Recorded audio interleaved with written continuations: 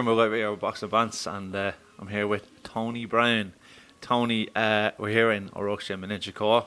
A long time I haven't chatted to you. Last time I chatted to you, I think you were 1-0 at that stage. Yeah.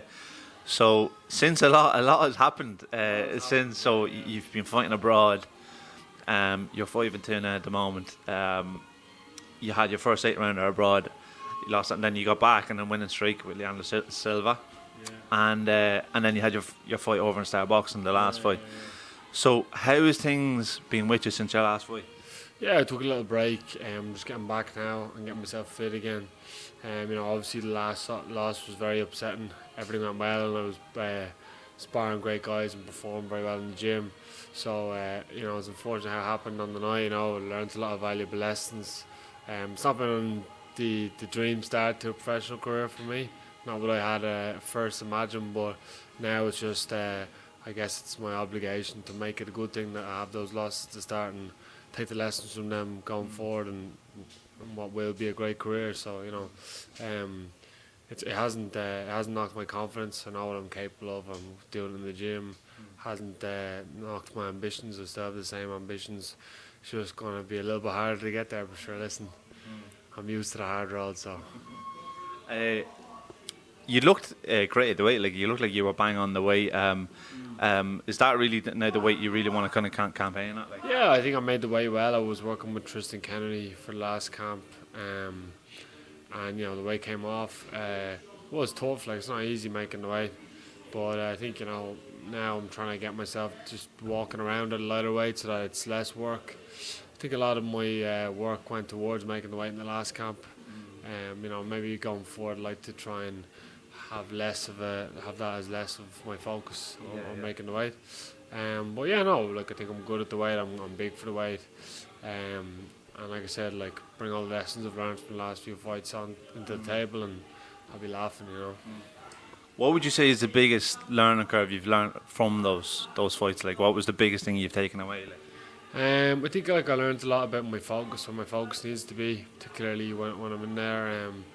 I had a bad night, but I can fix that and change things the next time around if I apply my focus properly and bring what I'm doing to the gym into the ring. That's all I have to do. So for me, it's going to be a small change is going to make a massive change to my game. So I've got things I'm working on now, and it's important to just stay in a positive mindset. I'm in a positive mindset still, and I lost, whatever. It's not the end of the world.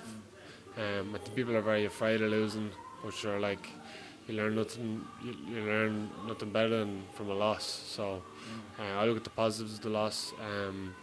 I do think I was better than the guy I lost to. I do think on my day, I beat him easy. I just had a bad night. A couple of things didn't go my way, unfortunately. I'm not one to complain or make excuses, so all we do is go back to the drawing board, get a few fights, a bit more experience, I think, will do me a world of good, and get back to where I should be, right at the top, so, So you had a fight announced this morning. You're going to be fighting in Denmark on the 24th of September on the Oral Promotions show.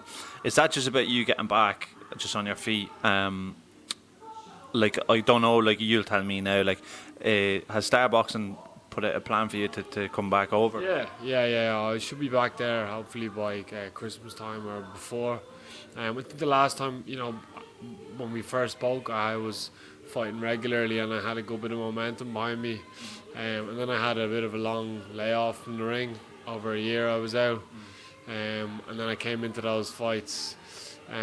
Again, not one for excuse, but it would be nice to be going into those fights against tougher opponents with a bit of momentum. So now I'm just going to take this fight in September and then look to keep the momentum going and keep going forward, and bring that momentum into the next season coming, and keep taking hard fights. I'm not going to shy away from hard fights now, Have any names or anything's been mentioned to you by Star? Yeah, I mean, there's nothing's definite in boxing, I mean, personally, I'd love a rematch. Get the rematch, have a clean slate then, and then look at maybe going for titles. That's my plan. You know, by no means had an easy start to my career. I've had hard fights from the get-go, straight into longer rounds, hard fights. But like I keep saying, like I know right now it's not the ideal situation, but it will stand to me in a couple of fights' time. I've already been in hard fights. I've shown I'm tough. I've shown I'm fit to go the distance. And we'll keep working to the final bell. So, yeah, I'm looking forward to what's ahead. Definitely, yeah. And speaking to Ryan there, he was telling me about the possibility of fighting Larry Fryers. I also heard through the grapevine that there was just talk, almost an opportunity of maybe in the future of you fighting Joe Ward in the States. Yeah, I mean anything's possible, you know. We obviously we fought in the amateurs, so I'm sure it's a possibility. Yeah, you know, there's plenty of guys up at that weight. I think domestically who could make good fights. And yeah, it's always going to be exciting to have an all-Irish clash, isn't it? So absolutely, you know. Yeah. I just stay in the gym, be ready for whatever's put in front of me, you know. In terms of this fight now coming up, is it 4-round or 6-rounder? I'd say I go for an 8-rounder. You know, I'm there now. Might as well keep that. It's maybe possibly 6, depending. But 6 or 8, definitely. I never had a 4-rounder, and I never will. So, straight into 6 for me. And you know, I'd be looking to be having a 10-rounder before Christmas, and then get up to championship rounds. Then you know, that's what I want to do. You know, that's where I think I perform best is over long haul like that. So, yeah. The difference between the two losses, would you say the first one was just that you didn't give yourself enough time to recover until? Yeah, the first this loss now. There's more lessons learned from this loss. The first loss was probably, you know, maybe I probably jumped the gun a little bit. I got home and I was like straight away cutting weight the second I got home, and I just had no gas in the tank. I stayed in there for eight hard rounds, but I just had no gas in the tank in that fight. No zap, no snapping my shots.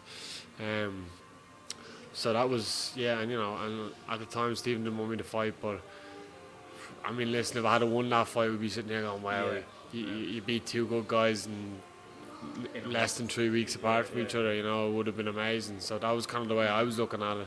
But sometimes I think you need to have a bit of realism in what you're doing, especially now because like I'm getting on. I need to start pushing my career on and making decisions that are gonna get me to where I want to be.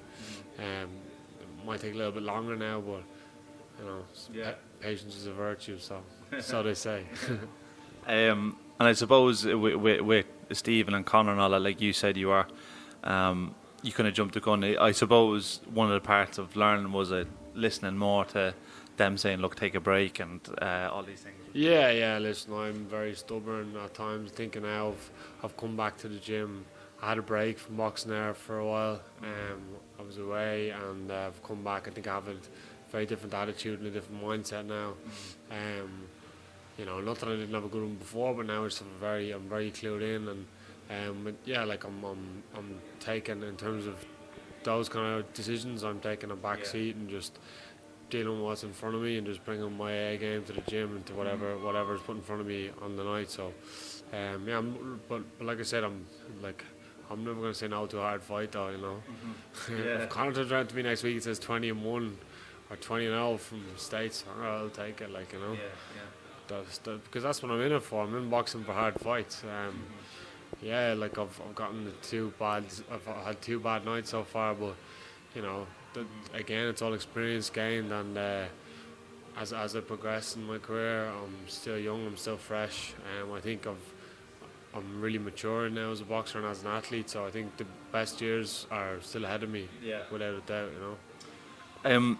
So within the next 18 months, like, what for you would be success now? Like, what would you be looking to get out of the next 18 months? Like, if we're looking at short goals, like some money. No, I'd like to get a title. I'd definitely like to be in the top. You know, definitely within the top 50. I'm in the top 100 already, so I'd like to get into within the top 50. Maybe even further up the line, depending on what fights are given to me. And then be looking for titles and looking to get involved in some of the bigger shows. That's what I want to do, you know, and be at shows with my mates are coming over and everything and flying over to see me. That's what I want to get to. So for now, it's just hidden away in Inchicore doing the dirty work. Yeah. Well, you definitely looked very clued in at the moment. Like, you look very focused. So, yeah, look, Tony, thanks very much for that. Really appreciate your time, and hopefully I get to speak to you very soon. Yeah, absolutely. Let's make it a regular thing. Come on, thanks very much, man.